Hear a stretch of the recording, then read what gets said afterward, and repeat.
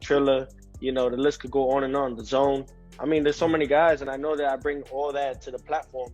And right here, just alone, thanks to Triller, you know, this right here will set the tone because my fight will be main event.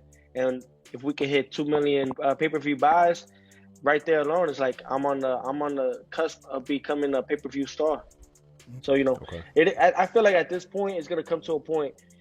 Mark my words, when it comes to Triller, May 29th, when I fight against George Kambosos on pay-per-view,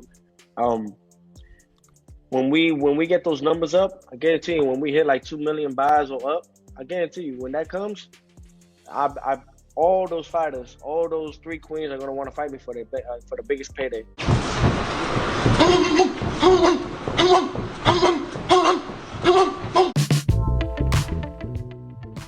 Breaking news came out that Triller may postpone Teofimo Lopez versus Kambosos for the 6th time, as Triller is exploring a new date in October 16th.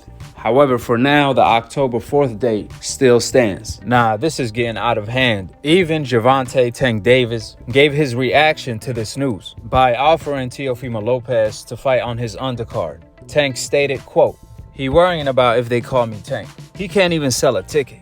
How many times they gonna change the fight? They on their 8th try. F it.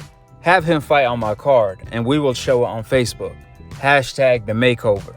Now, Gervonta took violation to a whole nother scale. So much for the A-side Teo talk. Nevertheless, here is exactly what Triller CEO Brian had to say. Quote, "We are trying to put it on the 16th instead of the 2nd. We just realized that the Writers game versus the Chargers is that Monday night. Then we started looking at what else is that week. You got the playoffs that night, a big fight later that weekend, Tyson Fury versus Deontay Wilder on October 9th. What we really want to do is do it at a Barclays on the 16th with the whole versus battle connected to it. The last versus we did broke records. The IBF already said okay, as long the fighters agree. With that being stated, that remains to be seen if the fighters do actually agree or not. I know George Kambosos want to fight right now. Now, Teofimo Lopez, on the other hand, he cares more about the ticket sales, so on and so forth. However, if he really cared that much, he would have agreed to fight Kambosos in Australia like he said initially. That was one way to avoid all of this mess. Now, first of all, Triller is highly mistaken to believe that basketball, football, or even soccer is a competition to a boxing match if it's going on the same night. As long it ain't the World Cup, the Super Bowl, so on and so forth, the event it's going to be A-OK. That's like doing a versus battle, but they concerned about a country concert. Furthermore, this fight have been postponed on too many different occasions. From June 5th to June 19th to August 14th to September 11th, October 5th, October 4th, now maybe is October 16th.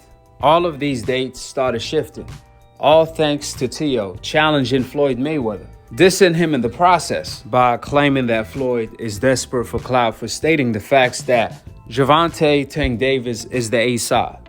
However, Teofimo Lopez, he disagreed.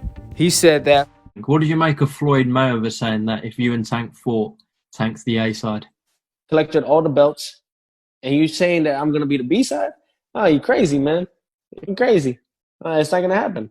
I think Mayweather is still trying to stay relevant, and I think that Floyd is crazy for him to think that this guy will be A-side. It's ridiculous, and that's the problem though. That's where it's gonna make a difficult fight happen with myself and Tank Davis because of that. Because we know deep down the undisputed lightweight champion. I earned the crown. He said that Floyd is clout chasing off Gervonta Tank Davis' name. Then told Floyd, "Your time is up. It's my time now. I'ma prove I'm the A-side." Where Teofimo projected to sell 2 million plus pay-per-views against Kambosos on Triller. Few days later, Floyd announced that he fighting Logan the day after Teo, where he forced Teo to move out of his date, and Floyd Mayweather ended up selling more than 1 million on pay-per-view.